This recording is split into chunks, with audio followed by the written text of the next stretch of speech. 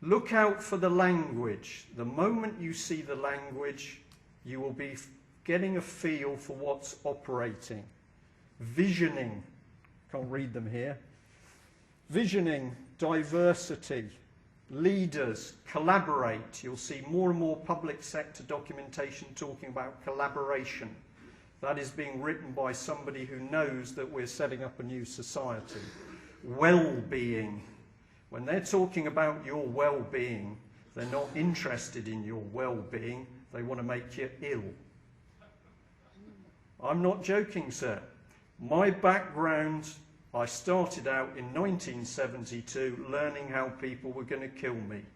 Guns, bullets, gas, nuclear weapons. Nice little film of a goat dying after a touch of nerve gas. That's an interesting one to watch. Out there are people who do not think like you do. They can't even think like we do because we care about people. They're not interested. And confronting evil means that you've got to start to look at what's actually being thrown at you. It's scary initially. And then you suddenly realize, and then you think, my God, we've got to do something about this. And if you've got children, if you don't care for yourself, we've got to do it for them. And we are. It's starting to happen. Money. That's what drives it initially, because people are pulling in tens, hundreds of thousands of pounds for each child they can get their hands on. These are sums of money given to councils for the number of children that they can grab and put into care or up for adoption. And one of them there is 2 million, Essex. Desperate council, strong political control, they're going to take children because they get a bonus for it. They're secretive. You can't get at them because the information is behind closed doors under the secret family court ruling. And even councillors can't ask questions within their own council. Try it. Ask your local councillor. They're a buried cell. And I've talked about the Comintern cells. So start to mix the idea of a common purpose with getting at children and breaking up families. And all of a sudden, social services becomes very vulnerable. That doesn't mean to say there aren't excellent people working in social services for all the right reasons, but I bet you a pint of beer those people don't realise what the people above them are really planning. If you try and speak out, you get gagged. I've got 4 injunctions on the newspaper preventing me from telling you what I know. If I do, they send me straight to prison. And all I could print was the excerpt from one which says what it does. I can't even print the gagging order to show you how they're gagging me. And I'm not the only one, and this is why the national papers are scared witless of telling you the truth about what's happening to your children. Because if you knew, your local MP would be a very worried man by 5 o'clock tomorrow. We're fingerprinting children, putting them on database. Why?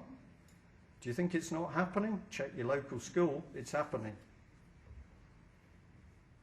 Even Nick Clegg, she's a bit of a girl as far as I'm concerned, but even Nick Clegg worked out a while ago it was sinister.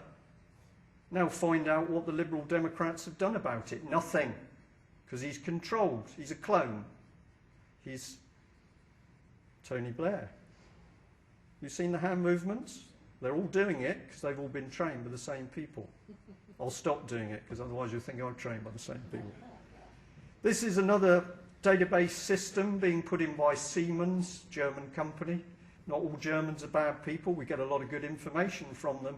But Siemens is controlling more things than you realise. They used to control every bit of information that went through the BBC.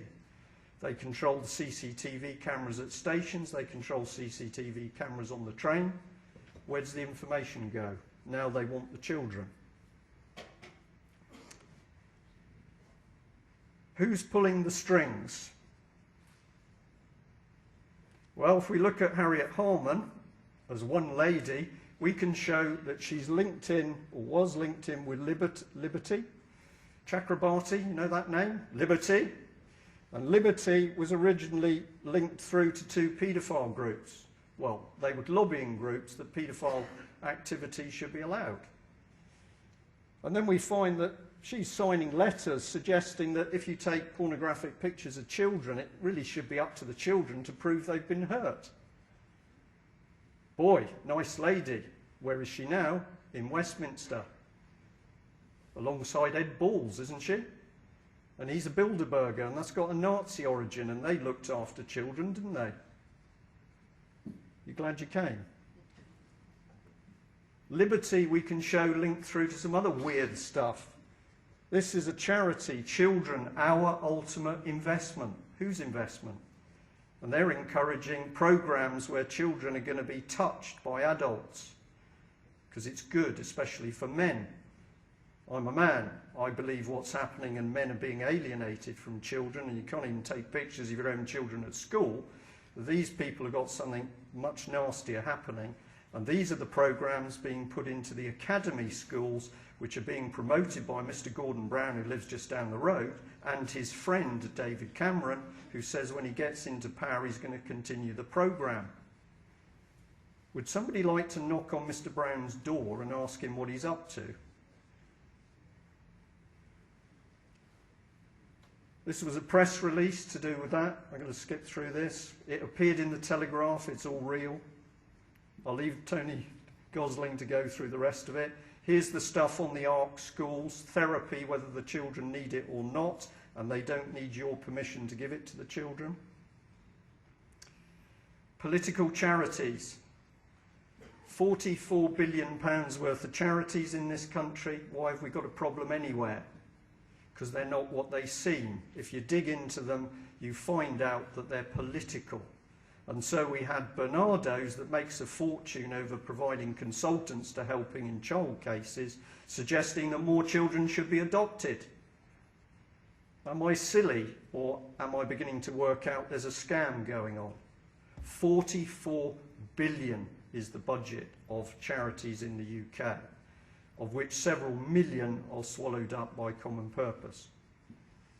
The BBC, Brussels Broadcasting Corporation, in the background it's involved with children, and this was part of a programme where they advertised children in a brochure like little puppies.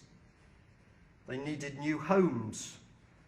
So when I phoned the BBC and recorded it, and I asked them had they checked that the parents actually wanted their children adopted, they went all squibbly wobbly on me. And then they referred me to an expert, a lady who was there to guide the BBC on child adoptions. And I asked her the same question, and boy, did she not want to answer.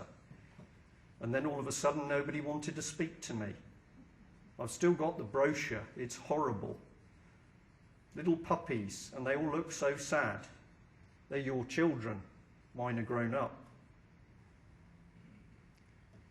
This is a lady up in Liverpool, her children taken away on totally fraudulent evidence. She's never got them back.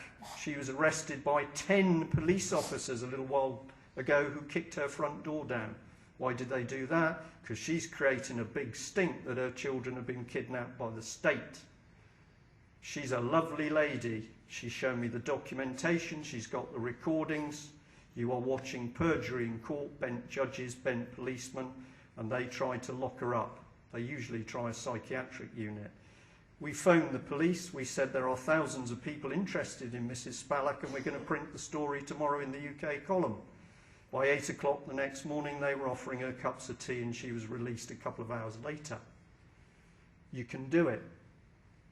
Linda Lewis, daughter went into hospital, suffered terribly, not treated, no diagnosis, nearly killed her on drugs.